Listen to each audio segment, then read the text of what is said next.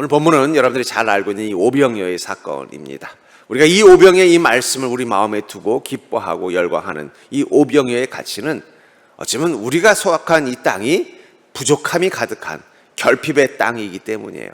여기 이 오병이어의 기적을 주님이 일으키실 때 그 5천 명이나 되는 사람들이 만약에 알고 봤더니 도시락을 잔뜩 쌓았다면 어떻게 됐을까요? 어쩌면 오병이어의 기적이 일어났어도 아무도 별로 달가워하지 않았을지도 몰라요. 왜냐하면 그 가난한 소년이 준 보리떡과 물고기는 그렇게 맛있는 음식이 아닙니다. 알고 봤더니 다들 뭐 초밥, 김밥, 각종 도시락은 다 싸가지고 왔는데 눈치만 보고 있었던 거예요. 근데 주님이 그걸 모르시고 오병이어의 기적을 일으켰다면 아마 그 사람들은 어떤 마음이었어요? 시큰둥했을 거예요. 뭐 이 보리떡 내가 뭐 보리떡 먹게 생겼나? 뭐 이 물고기 이거 갈릴리 호수 물고기 나 이런 거 안 먹어 참치 먹지 이러지 않았겠냐는 거예요. 근데 문제는 거기 있었던 그 5천 명들의 공통점이 뭐예요? 다 굶주린 자들이었다는 거예요. 어쩌면 이 오병이어의 사건이 우리 마음 가운데 감동을 주는 것은 우리가 속한 땅이 그들이 굶주렸던 그 결핍의 땅이라는 거예요. 그 결핍의 땅 가운데 하늘의 풍성함이 임했기 때문에 우리는 이 오병이어의 사건을 들을 때마다 설렘이 있고 기대가 있고 우리 인생 가운데 주님께서 그 기적을 보여주시기를 기대하는 마음이 있는 것입니다. 그리고 이 오병이어의 사건의 중심 속에는 예수님과 그 제자들이 있었습니다. 그리고 우리는 이 땅의 사람들이 예수 그리스도의 제자인 우리를 통해서 그들도 자신들의 삶 가운데 다시 한번 이 오병이어가 재현되기를 기대하고 있다는 것입니다. 전 그러면서 권능이라는 것은 이 땅의 결핍을 채우는 하늘 창고의 열쇠와 같다라는 거예요. 이 땅, 이 결핍으로 가득한 이 땅 가운데 하늘 창고의 문이 열리면 어떻게 돼요? 거기서 풍성한 은혜가 임하는 것입니다. 여러분, 바닷물이 왜 짠지 아세요? 옛날 옛적에 어떤 마을에 소원을 들어주는 맷돌이 있었다고 합니다. 근데 그 맷돌을 어떤 도둑이 훔쳐 가지고 가면서 가만히 생각해 보니까 이 세상에 제일 비싼 게 뭔가 봤더니 소금이래. 여러분, 소금이 지금은 싸죠? 옛날에 소금이 엄청 귀했습니다. 얼마나 귀했는지 로마 병사들이 월급을 받을 때 소금으로 받았다 그래요. 우리가 상상이 안 되죠? 그래서 그 소금을 영원히 만들려고 이 맷돌에다 소금을 부었대요. 그랬더니 맷돌이 돌아가면서 소금이 콸콸 나오더라는 거예요. 근데 하필이면 그 소금이 콸콸 나오는 그곳이 어디냐? 그 도둑이 도망가면서 한 배였던 거예요. 그러니까 점점 소금이 쌓여서 어떻게 돼요? 그 배에 가득 차니까 그만 배가 침몰해버린 거예요. 그래서 지금도 저 바다 깊숙한 곳에 이 소금을 토해내는 맷돌이 계속 돌고 있어서 바닷물이 짜다. 예, 그런 애들 동화 보신 기억이 나십니까? 예.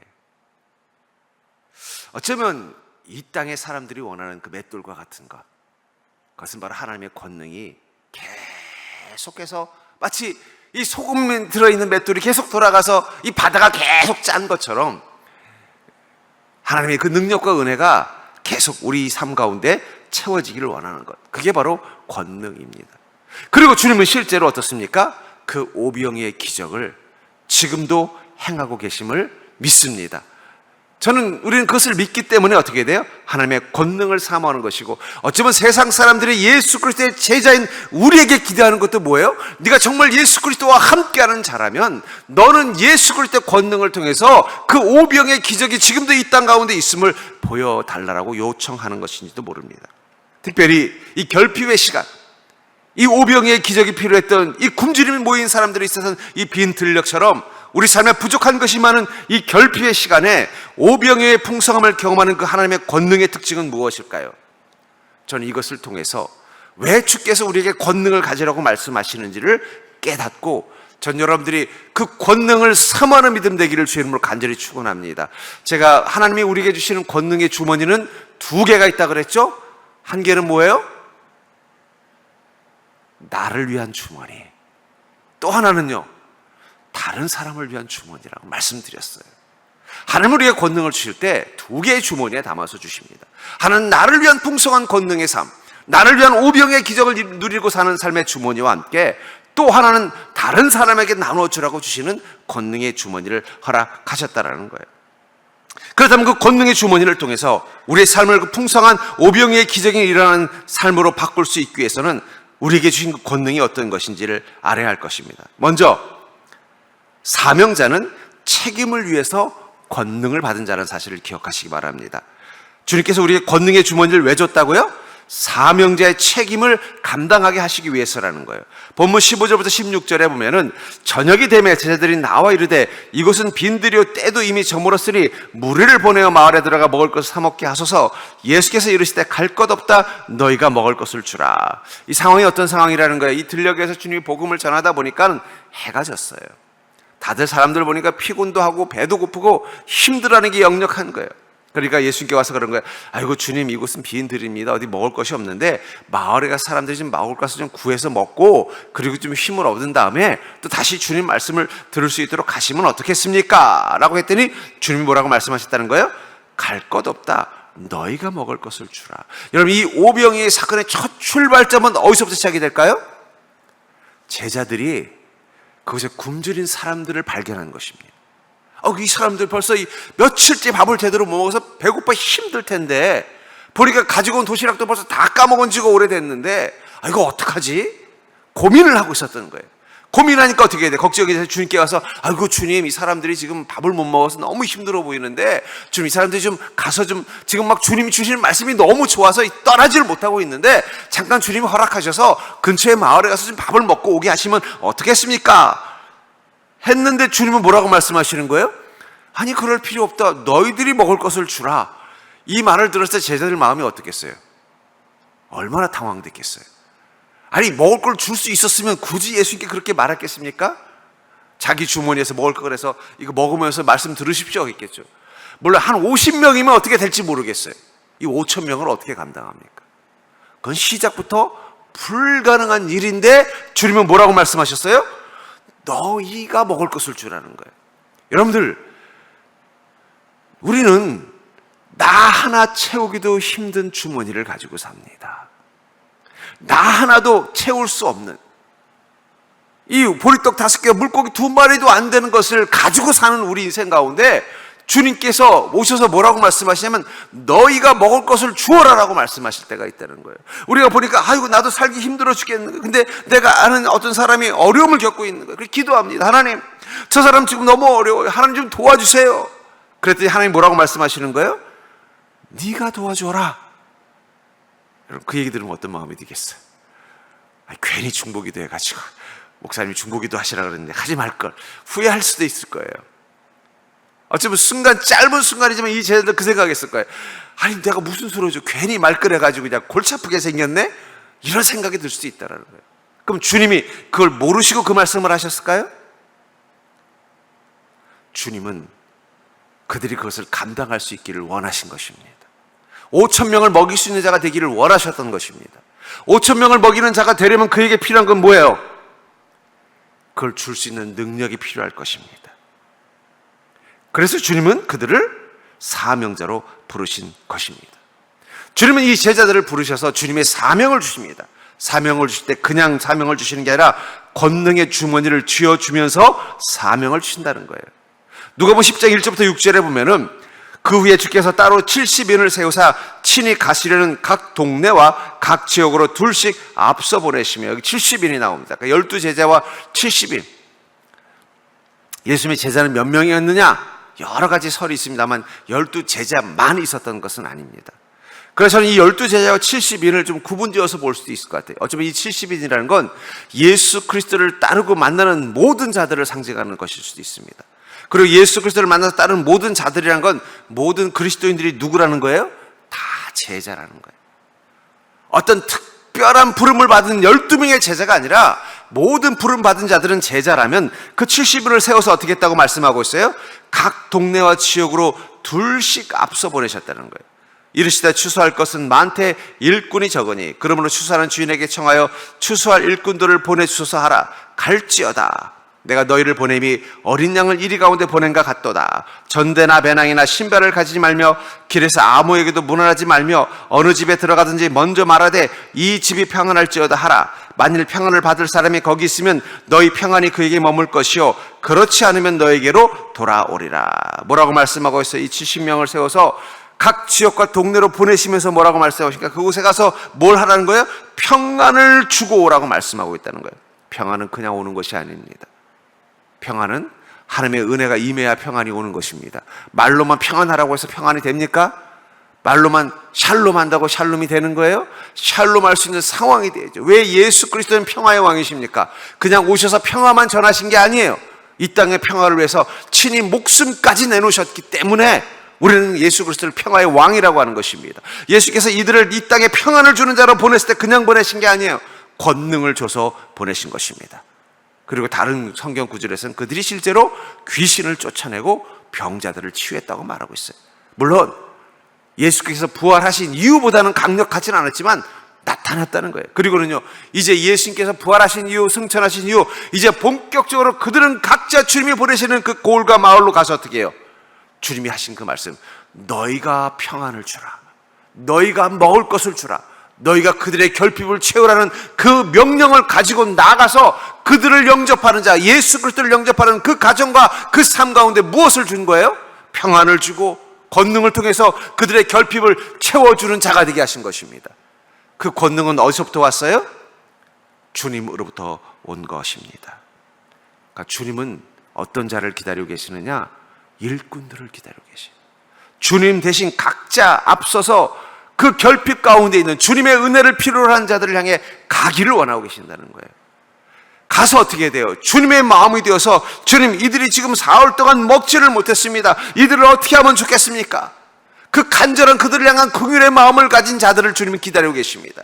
그리고 우리가 그들을 향하여 간절히 주님께 기도하는 순간 주님은 뭐라고 말씀하시는 줄 아세요? 그래, 알았다, 내가 가서 도와줄게 하는 게 아니라 아니, 네가 도와주라라고 말씀하실 때가 있다는 거예요. 그럼 여러분, 우리 당황하죠.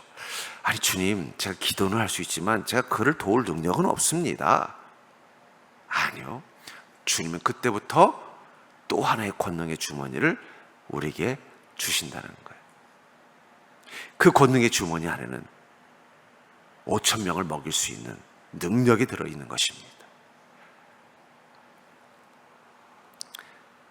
제가 이사를 하고 나서 AS를, 정수기를 이제 새로 설치를 하면서 고장이 난 걸 발견했어요. 그래서 이제 전에 AS를 했던 분이 연락처가 있길래 전화를 했더니 이사하셨다고요? 그래서 예. 그랬더니 근데 죄송하지만 거긴 제 담당이 아니라서요, 제가 다른 담당자를 연결해 드리겠습니다 하고는 조금 있다가 낯선 전화로 전화가 오더라고요. 그러면서 뭐 아무개 뭐 정수기라고 하면서 뭐 전화 하셨다는 얘기 들었습니다. 그래서 어떻게 고장이 났습니까? 그래서 제가 몇 시까지 가면 되겠습니까? 그래서 제가 담당자입니다 하더라고요. 그리고는 와서는 고쳐주는 걸 보면서 그때 깨달았습니다. 어쩌면 우리는 이 땅에 부름 받았을 때 하나님께서 이 세상을 향해서 AS 기사로 보냈는지도 몰라요. 주님 대신 보내서 우리가 그들을 돌보고 섬기고 그들의 삶을 예수님같이 책임져 주기를 원하는 마음으로 우리를 부르신 거예요. 우리 담당 구역이 있다는 거예요. 여러분들의 담당 구역. 아마 가장 큰 담당 구역은 서정교회일 거예요. 서정교회 지부, 그 다음에 여러분들이 속한 가정과 직장과 공간 공동체가 여러분들의 구역이라는 거예요. 그 구역에 대해서는 주님 뭐라고 말씀하세요? 너희가 가서 주라고 말씀하신다. 그리고 그냥 주는 게 아니에요. 어떻게 해요? 권능을 주신다는 거예요. 그게 주님이 우리에게 주시는 권능의 특징입니다. 우리가 그걸 감당할 수 있는 능력, 우리가 주님이 원하시는 것을 행할 수 있는 능력이 그 권능 가운데 있기 때문에 우리는 먼저 무엇을 하는 거예요? 주님, 내게 맡겨준 이 일을 감당할 수 있는 능력을 달라고 기도하면 그때부터 권능이 부어지는 것입니다. 사도행전 1장 8절에 보니까 오직 성령이 너에게 임하시면 너희가 권능을 받고 예루살렘과 온 유대와 사마리아와 땅끝까지 이르러 내 증인이리라. 왜 성령님이 임하면 권능을 받습니까? 그냥 성령님이 임했으면 임한 걸로 그냥 끝나면 안 되나요? 임해서 우리 안에 와서 그냥 우리랑 사이좋게 이야기하고 속삭여 주시고 나를 위로해 주고 축복해 주시고 그 정도로 끝나면 좋은데 무엇을 줬다고 말씀하고 있어요? 성령님은 권능의 주머니를 가지고 오셨다는 거예요. 그러니까 여러분들 안에 계신 성령님의 주머니를 좀 털어보십시오. 예. 우리 아이가 가끔 이제 집에 내려오면은요, 냉장고가 나만하지 않습니다. 주머니를 냉장고를 싹 털고 가요. 엄마가 해준 밥이 얼마나 먹고 싶었겠어요. 그러니까 어머, 나 이건 먹고 싶고 저거 먹고 싶어 하면 그때부터 어떻게 되는 거예요? 그냥 냉장고가 계속 수시로 열리고 닫히면서 음식을 만들어서 먹여서 보내는 거예요. 여러분들과 함께 계신 성령님, 그 성령님의 주머니를 좀 털어보십시오. 성령이 좋아하십니다. 예. 그럼 제가 옆에서 보고 있다. 야, 너 다이어트 한다 그러지 않았냐? 그러면 다이어트 할 거야. 올라가서. 여러분, 성령님은 지금 여러분들과 함께 계신 성령님은요, 엄청난 권능을 가지고 계셔요. 근데 여러분들이 너무 성령님 걱정을 많이 해요. 성령님, 저를 위해서는 아무것도 안 해주셔도 돼요. 뭐 이런 마음 가지고 성령님하고 사세요? 성령님은 기대하고 있어요. 뭐예요? 지금 내 주머니를 털기를 원하는 거예요. 와서 그러는 거예요. 성령님, 지금 제 주변에 이런 사람들이 지금 성령님 뭐하고 계신 거예요? 좀 도와주셔야죠. 저한테 좀 그 일을 맡겨주십시오. 제가 가서 기도해주고 그 사람을 도와서 그들의 삶이 변화되도록 함께 일해보겠습니다. 그게 증인된 삶이라는 거예요. 그것을 왜 성령님은 그냥 오시는 게 아니라 어떻게 해요? 권능을 하나님 가지고 우리를 만나러 오신다는 것입니다. 그렇기 때문에 여러분, 우리가 주님의 일을 위해서 너희가 먹을 것을 주라는 그 음성을 내 마음에 듣고, 그럼 제가 누구에게 무엇을 줘야 됩니까? 이 질문을 가지고 사는 그 순간부터 우리를 향해 성령님은 권능의 주머니를 열기 시작하신다는 거예요. 여러분들 안에 계신 성령님은 여러분들 생각한 것보다 더 강력한 은혜와 권능으로 여러분들의 삶 가운데 함께 계신다는 사실을 기억하시기 바랍니다. 이왕 이 땅 가운데 살면서 좀 여러분들 안에 계신 성령님이 얼마나 권능인지, 여러분들이 권능을 받은 자, 너희가 권능을 받고 권능을 받은 자라는 걸 한번 멋지게 한번 살아봐야 되지 않겠습니까? 한번 살 수 있는 기회가 있는데 아무런 권능도 없는 인생을 사십니까? 그러려면 우리에게 필요한 게 있어요. 그것은 주님께서 우리에게 너희가 먹을 것을 주어라, 그 음성을 마음속에 새기는 거예요. 제가 누구에게 무엇을 주어야 하는 것입니까? 주님 말씀해 주시옵소서. 이 고민을 하고 살기 시작하면 어떻게 돼요? 그 다음부터 여러분들의 삶 가운데 열려지는 그 하늘의 권능을 보게 될 줄 믿습니다. 제가 몇 번 예화를 들었습니다만, 그 인도에, 우리 지방에 인도에서 목회를 하고 계신 선교사님이 계셔요. 근데 인도는 어떤 문제가 있느냐, 이 종교 비자가 안 나와요. 그래가지고 그곳에서 한 6개월 살면은 또 6개월 들어와 있어야 돼요. 만약에 안 그러면은요, 이걸 비자를 박탈한대요. 그래서 그 목사님, 선교사님 어쩔 수 없이 6개월은 인도에 있고 6개월은 한국에 계세요. 그럼 한국에 있을 동안은 또 사모님이 6개월 들어가 계시고, 그러니까 그 두 부부는 늘 이별 부부예요. 그러니까 6개월 남자 선교사님이 인도에 계시면 여자 선교사님이 한국에 계시고, 왜냐면 6개월밖에는 비자가 안 나오니까 또 들어오면 여자 선교사님이 또 6개월 가는 거예요. 그래서 이제 하다 보니까 그러려면 여기다 한국에도 인도인들을 위한 교회를 하나 지어야 되겠다. 교회를 지우고 저희 지방에 가입을 하는 거예요. 그래서 이런 얘기를 하면서 그런 얘기를 하더라고요. 인도에 가면 성령의 역사가 엄청나게 나타난다는 거예요. 막 그 선교사님 막 기도하면 병자가 낫고 막 난리가 난다는 거예요. 그래서 하나님께서 내게 이런 복을, 능력을 주셨구나. 그리고 한국에 와서 교회를 딱 세웠는데 이거 한국 사람들은 아무리 기도해도 성령의 역사가 나타나더라고요. 그게 이상하더라고요. 아니 인도에 가면은, 그래서 제가 내 손은 인도 전용인가? 아니 인도에서는 막 기도하면 막, 심지어는요, 어떤 한 사람이 병이 나왔더니 갑자기 20명이 왔더라는 거예요. 우리 가족을 이렇게 살려줘서 오늘부터 우리 가족은 다 하나님 믿기로 했습니다. 다 단체로 오더라는 거예요.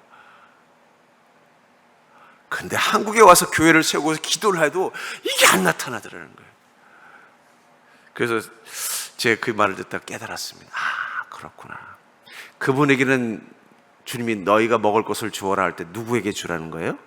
저 인도에 있는 영혼들에게 예수 그리스도라는 먹을 것을 주라고 했기 때문에 거기서 주머니 풀어주신 거예요.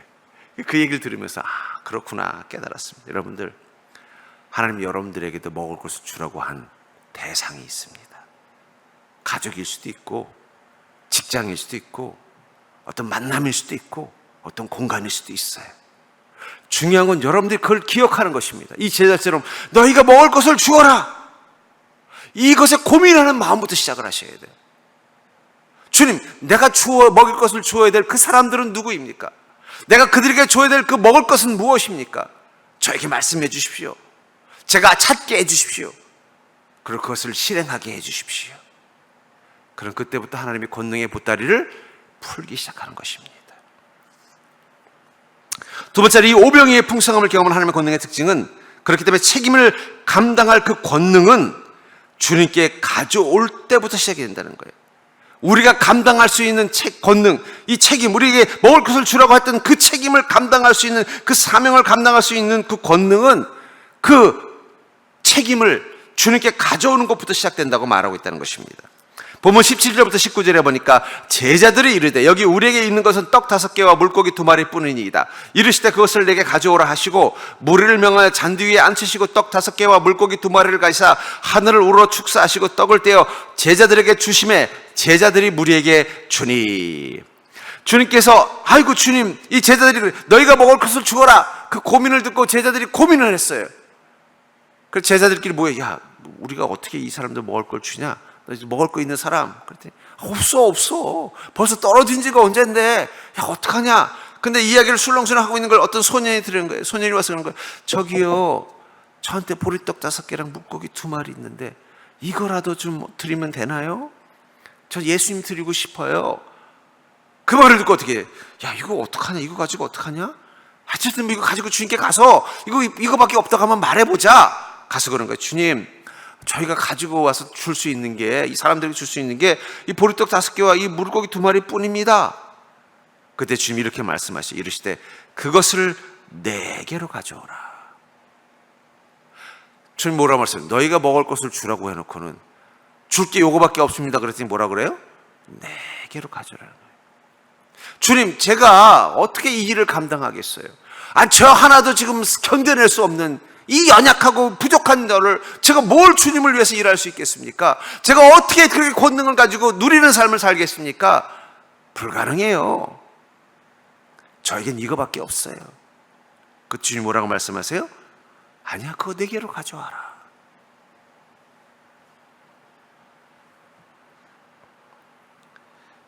어쩌면 이 오병이어는 우리의 작고 미약함을 상징하는 것입니다. 우린 자꾸 뭐라 하면 너희가 먹을 것을 주라. 그럴 때마다 아유 주님, 벼룩이 간을 내십시오. 제가 줄 게 어디 있습니까? 제 상황 아시잖아요. 주님 정말 주기를 원하시면 제가 좀 돈을 좀 잘 벌게 하든지, 좀 일이 많은, 좀 일이 여유가 있는 좋은 직장을 가게 하든지, 저를 좀 더 능력 있는 자로 만들어 주시든지, 뭐 그렇게 해주고서 하셔야 되지. 전 여전히 주님 만나기 전과 크게 다를 바 없는 인생을 살고 있습니다. 물론 저를 구원해 주셔서 제가 천국 소망 가지게 됐고, 제 마음에 믿음이 생겨서 제 마음 행복해졌고, 제 삶 가운데 주님 함께 하시는 거 느끼지만, 그래도 전 여전히 가난하고, 전 여전히 무지하고, 전 여전히 무기력해요. 제가 가지고 있는 건 이거밖에 없어요. 그때 주님 뭐라고 말씀하신다는 거예요? 그래, 그걸 내게 가져와라. 너에게는 작고 연약하고 아무것도 아니지만 그래도 그걸 내게 가져와라. 가져오는 순간 어떻게 돼요? 주는 것을 축복하십니다. 제가 한 유튜브에서 재밌는 걸 본 적이 있어요. 여러분 옛날에 시골 장터에 가면은 뻥튀기 하는 거 있죠. 뻥이요. 저도 이 장에 가면 늘 그렇게 신나서 옆에서 어릴 때 보면 떠나지 않고 뻥이야 막 귀 막고서 그냥 막 설레면서 그걸 들었던 게. 그럼 보면 신기한 게 뭐예요? 이 쌀알을 여기다 집어넣으면요, 끓일 때 보니 이따만한 게 나오는 거예요. 예, 조그만 가래떡 썰은 거 넣으면 이만한 과자가 돼서 그게 너무 신기한 거예요. 근데 유튜브를 봤더니 그 어떤 유튜버가 거기다가 이걸 넣으면 어떻게 될까요? 별의별 걸 다 집어넣는 실험을 하는데 보니까 그게 또 신기하더라고요. 그래서 나도 한번 해보고 싶다 하는 생각이 들었어요. 여러분들, 우리가 주님께 이 작은 걸 가지면 어떻게 될까요? 이 쌀알, 이 작고 미약한 거, 주님이 그걸 놓고 뭐라 그래요? 뻥이요라고 하는 게 아니라 복이요 하면 그 순간 뭐가 되는 거예요? 조그맸던 쌀알이 이만한 크게 되는 거예요. 그걸 알기 때문에 어떻게 돼요? 가지고 오는 거예요. 이거 좀 넣어서 큰 거 좀 만들어 주세요. 예. 그 한번 그런 만화도 본 적이 있어요. 그랬더니 어떤 사람이 그 1,000원짜리 지폐를 거기다 넣어서 돌렸더니 10,000원짜리가 돼서 나오는 그런 우스갯소리 만화도 봤습니다만, 주님은 지금 우리에게 말하는, 주님 저 하나도 지금 감당하는, 뭘 누굴 주라고, 저도 지금 못 먹었어요. 주님, 제 인생도 주님 권능이 좀 필요한데 아이, 그런 저에게 뭘 할 만한 사람 부르시오. 여러분, 그 모세의 고백이 그거잖아요. 하나님 판단이 잘 안 쓰십니까? 제가 40년 전에 애굽의 왕자일 때, 그 젊을 때, 힘이 있을 때, 나를 다 우러러 볼 때, 내가 말 한마디 하면 그래도 군대를 동원할 수 있을 때, 그때 저를 부르셨어야죠. 보낼 만한 사람 보내셔야죠. 전 지금 보세요. 40년 지났어요. 이제 저를 따르는 사람은 없습니다. 다 잊어버렸어요. 저는 이곳에서 40년간 광야에서 적고 초라하고 볼품없는 노인으로 전락했어요. 지금은 타이밍이 아니에요. 40년 전에 저를 부르셨어야죠. 근데 주님 뭐라고 말씀하세요? 아니다, 가라. 네가 먹을 것을 주어라.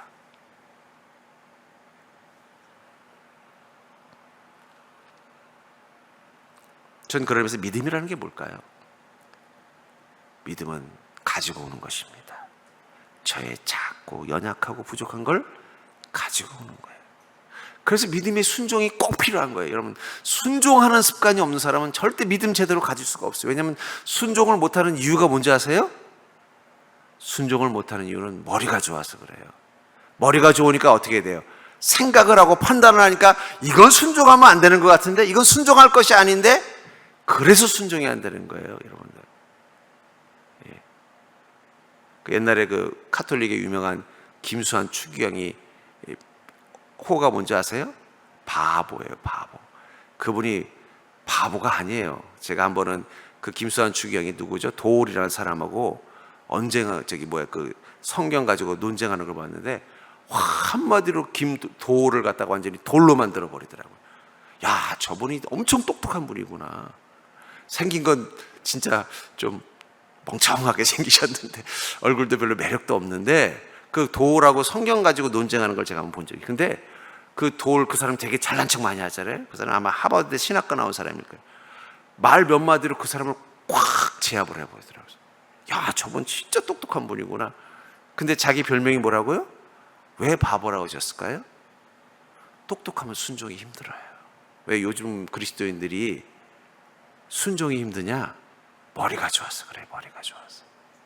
머리가 좋으면요, 생각을 하게 되고 판단을 하게 되고 분석을 하게 되고 해석을 하게 될 때마다 뭐가 되는 거예요? 아, 그건 아닌 것 같은데, 아, 이건 맞지 않는 것 같은데. 그러면 순종하기가 힘들어지는 거예요. 근데 주님은요, 어떨 때가 있다는 거예요? 그거 가지고 와라. 아니, 주님, 이거 가지고 뭘 어떻게 하라는 거예요? 저 하나도 지금 못 살아가는 이 초라한 나라를 가지고 뭘 어떻게 하라는 거예요? 아니, 그거 나한테 가지고 오라고. 거기에 가지고 나갈 수 있는 믿음. 여러분들의 가정이 어찌보면 그 보리떡 5개와 물고기 2마리 같은 것일 수도 있어요. 여러분들의 사업장이 보리떡 5개와 물고기 2마리 같은 것일 수도 있어요. 여러분들의 인생이 그럴 수 있다는 거예요. 그걸 가지고 나아가는 것. 그게 믿음입니다. 주님, 이거라도 쓰시겠다면 쓰십시오. 그럼 그때부터 어떻게 돼요? 능력이 임하는 거예요. 창세기 39장 2절에 보면 여호와께서 요셉과 함께 하심으로 그가 형통한 자가 되어 그의 주인 애굽 사람의 집에 있었으니, 여러분, 요셉의 어린아이였어요. 그런 그에게는 오직 하나밖에 없었습니다. 자기 상황에서는 자신이 하나님의 권능이 없이는 살 수 없는 자였기 때문에 그는 어떻게 됐어요? 하나님과 함께 하면서 무엇을 했을까요? 모든 것을 하나님께 가져왔을 거예요. 하나님, 저 무서워요.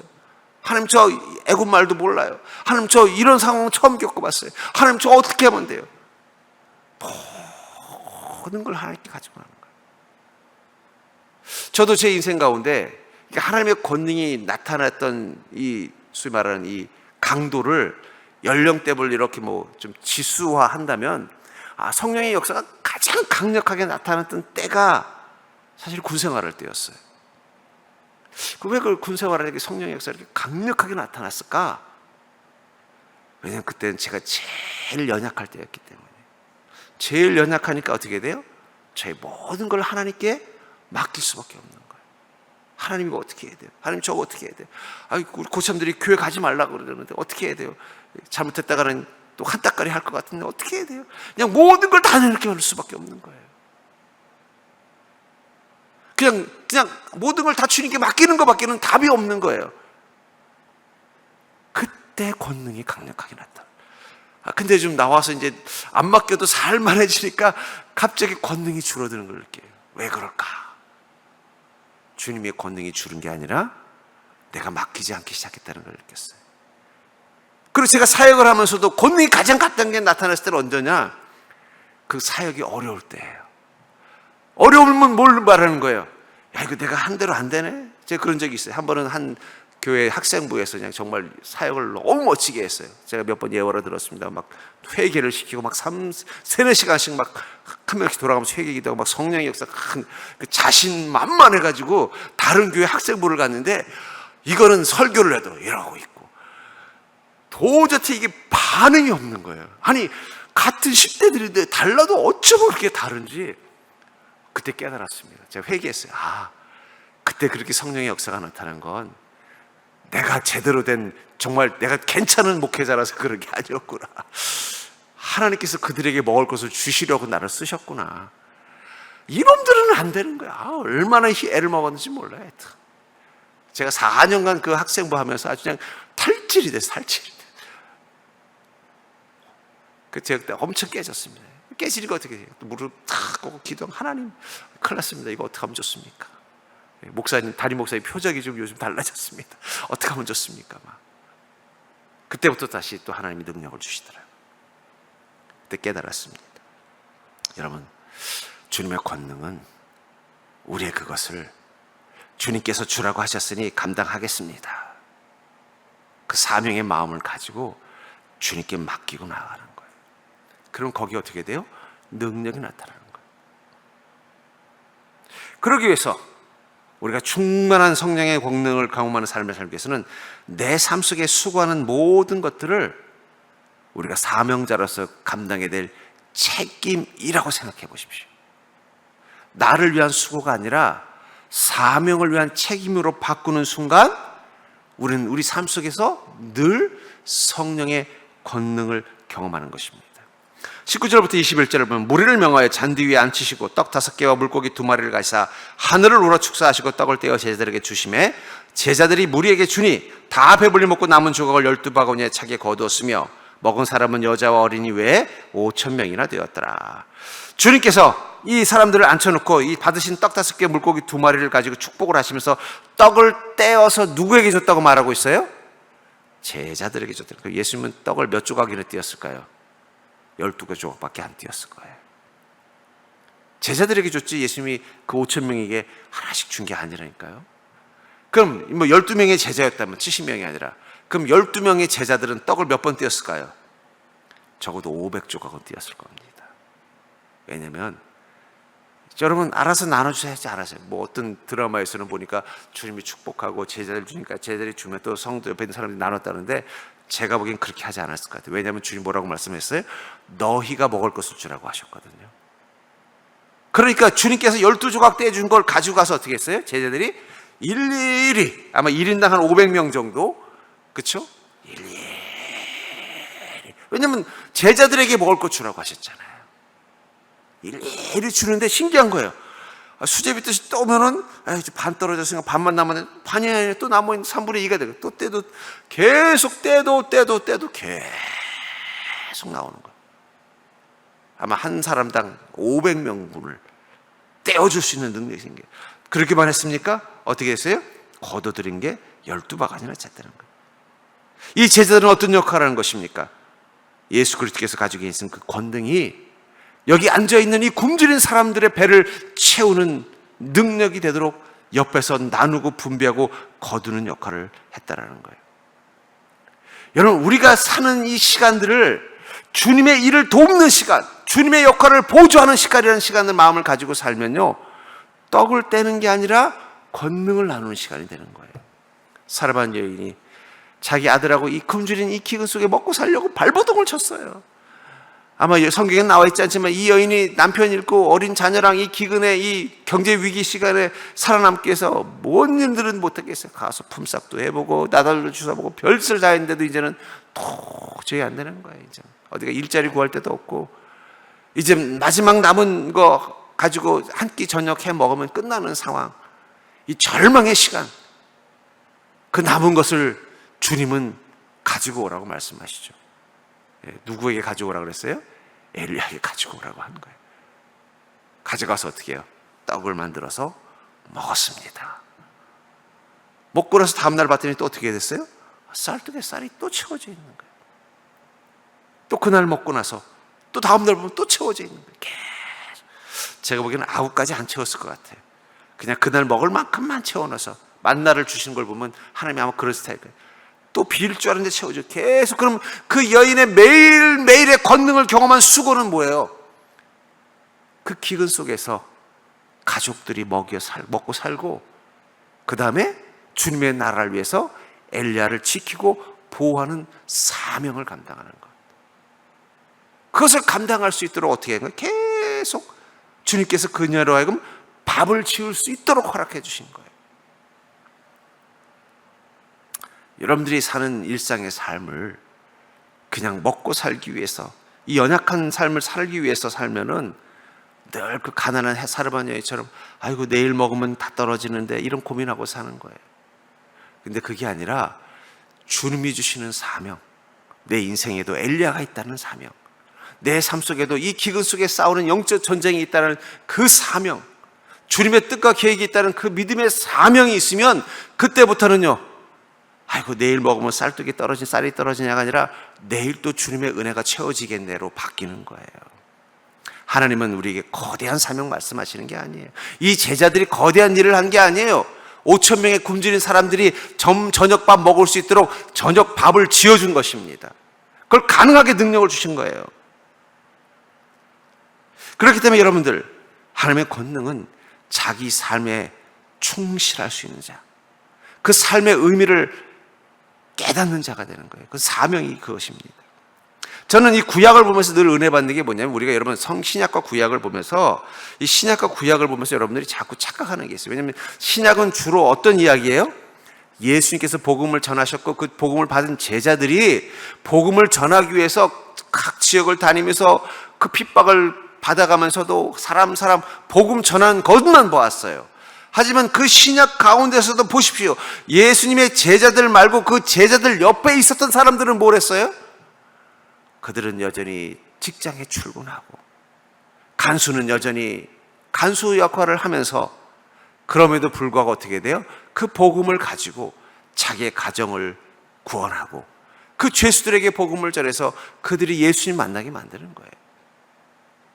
우리는 이 사도행전을 보면서 위대한 역할을 한 이 12명의 제자들만 볼 게 아니라 그들 옆에서 함께 떡을 뗐던 사람들 같이, 예수님 옆에서 떡을 떼어 나눠줬던 제자들처럼 묵묵히 자기 삶 속에서 그 사명을 감당했던 이 사르반 여인. 제가 그래서 이 구약을 좋아하는 이유 중에 하나는 그거예요. 구약에서 위대한 사람들이 무슨 일을 했어요? 그냥 자기 삶을 하나님의 뜻에 합당하게, 하나님의 계획에 합당하게 주님께서 너희가 먹을 것을 주라는 그 명령을 따라 살아간 시간을 산 것뿐입니다. 요셉이 뭘 열심히 했어요? 요셉은 그냥 자기가 어쩌다 보니까 종 노릇했으니까 종 노릇 잘한 거예요. 어떻게 하다 보니까 또 감옥에 들어갔는데 감옥에서 어떻게 된 거예요? 죄수지만은 간수처럼 역할하는 일을 잘 해낸 거예요. 하다 보니까 또 자기를 갑자기 또 애굽의 관리를 만들어줬네요. 또 관리로서 잘한 거예요. 그냥 잘한 게 아니라 거기서 무슨 마음을 품고요? 하나님이 주는 꿈을 품고 하나님의 명령을 품고 잘한 거예요. 저는 그게 사명이라고 생각합니다. 여러분들은 하나님의 명령을 품고 사는 거예요. 어디서요? 집에서, 직장에서. 우리 그걸 잊어버리면 안 돼요. 그리고 주님께서 너희가 먹을 것을 주라는 그 사람들은 어디 있는 거예요? 여기 있지 않습니다. 여러분들은 제가 줘야 되는 거고, 여러분들이 집에 가면 주님 그럴 거예요. 너희가 먹을 것을 주어라. 여러분들 직장에 가면요, 주님 그러실 거예요. 너희가 먹을 것을 주어라. 거기에 여러분들이 반응하시면 돼요. 주님, 알겠습니다. 제가 감히 그 사람 나보다 더 잘 나가고 잘 살고 잘 되고 부족한 거 없는 사람이지만 주님께서 그에게 먹을 것 주라고 하는데, 그럼 제가 그 사람에게 줘야 될 먹을 게 무엇입니까? 말씀해 주십시오. 그럼 그때부터 권능이 나타나서 그 사람의 삶을 변화시키는 자가 되는 거예요, 여러분들이. 여러분들을 하나님께서 세상에 보낸 이유는 그 결핍 가운데 있는 세상에 먹을 것을 주는 자가 되게 하시기 위해서라는 사실을 기억하시기 바랍니다. 그러니까 성경 속에서 우리가 발견하는 주님의 권능은 그거예요. 그런 의미에서 여러분들이 나눠줘야 될 그 5천 명 세상에 많습니다. 그들의 결핍, 그들의 굶주림, 주님께서는 우리가 그것들을 채우라고 말씀하신다는 거예요. 그리고 채우겠다는 마음을 가질 때부터 주님은 우리 인생 가운데서 그 권능을 보여주기 시작하는 것입니다. 그리고 남은 조각이 12광줄이라고 말하고 있잖아요. 그 12광줄이는 누구게 됐을까요? 아마 제자들이 하나씩 챙기지 않았겠습니까? 예. 그게 또 그 제자들의 풍성함의 도시락이 된 거예요. 하나님께서 우리에게 권능을 주실 때 그 권능은 우리가 사명을 감당할 수 있는 능력이 되게 할 것이고, 그 사명을 풍성히 감당하는 그 순간 우리는 사명을 감당했을 뿐만 아니라 우리 삶도 풍성하게 만드는 자로 만들어주는 것입니다. 그러니까 여러분들, 회식 자리에 가서 고기를 제일 많이 먹는 방법 가르쳐 줄까요? 그게 뭔지 아세요? 내가 고기를 구우면 돼요. 내가 고기를 구우면은 집게로 먹어도 아무 말도 안 해요. 예. 근데 안 굽고 가만히 있으면요, 젓가락 갈 때마다 눈치 봐야 돼요. 너 소고기 2개 먹지 마, 그래요. 하지만 고기 굽는 사람한테는 그런 말 하지 않습니다. 우리가 사명 가지고 나가면 주님의 권능을 우리가 2점씩 먹어도 주님 아무 말씀 안 하세요. 전 여러분들이 그 권능의 복, 그 권능의 축복을 여러분들의 삶 가운데서 경험하는 인생이 되기를 주의 이름으로 축복합니다. 그래서 주님은 지금 뭐라고 말씀하세요? 너희가 가서 그 굶주린 자들에게 먹을 것을 주라는 거예요. 나는 이미 그것을 줄 수 있는 능력을 너에게 줬다고 말씀하는 것입니다. 여러분들의 인생 가운데서 그 주님이 허락하신 그 권능을 풍성하게 경험하는 복된 자가 될 수 있기를 주의 이름으로 간절히 축원합니다.